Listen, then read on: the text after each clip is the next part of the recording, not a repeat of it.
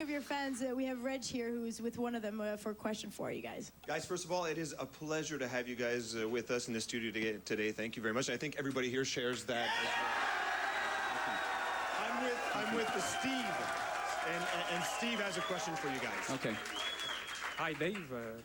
Other than Megadeth, who do you think is a band to pay attention to right now? A band to pay attention to right now, besides us? Yes. Other than Megadeth. Other than Megadeth. Yes. I'm sorry? Other than Megadeth. Other than Megadeth? Yes. Nobody. I don't know. Ask these guys. Do you concur, guys? Do you concur? I absolutely agree. It's unanimous. Thank you. We also have another question here, Steve. So we got George that's with us as well. George, what's your question for Megadeth? How do you think we can destroy all negative stereotype of metal music? One more time. How do you think we can destroy all negative stereotype of Make better metal music. There's too many bands out right now that are successful that suck. They don't know how to play their guitars. No one will play guitar anymore. They tune it all the way down so you can't tell how crappy they play, you know? And they won't do solos because as soon as it's time to do a solo, they're like, oh my God, what do I do? You know? So I think that the most important thing is for you, the consumer, the metal fans, to be more discriminate about who you support. And as far as heavy metal and as a whole, we've become so many different weird little pockets. Like there's goth and speed and thrash and core and black and white and this and that and There's so many different metal groups. To me, just because I'm an old bastard, I look at heavy metal as being like just one big group of people that just really need to be entertained. That's great. Thank you very much. You're welcome. Thank you very much, guys. You guys are going to stick around. Yes, We're we going to are. talk to you a little bit more, and also you're going to be performing for us. Yes, we will. Thank you very much. Restez avec nous après la pause. Live à Musique Plus, Megadeth.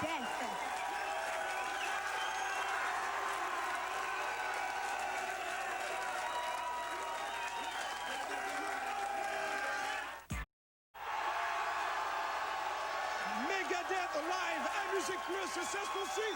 Hey, on a du fun! Tout le monde s'amuse. J'espère que vous à la maison, vous vous amusez aussi. Everything doing good? You guys are okay? You guys are all right? Voulez-vous une autre chanson, tout le monde?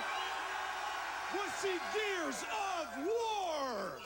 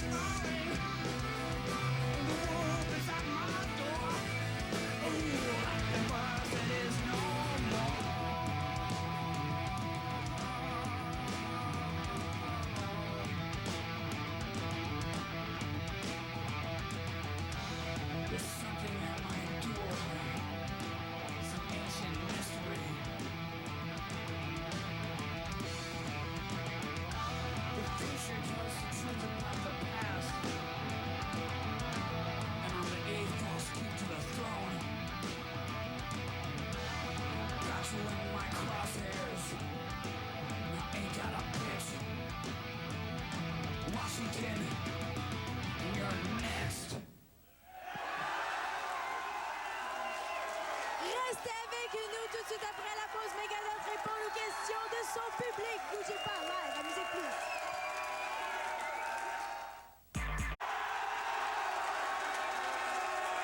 Vous êtes bien à Megadeth live à Musique Plus. J'espère que vous allez bien. You guys doing okay? We're great.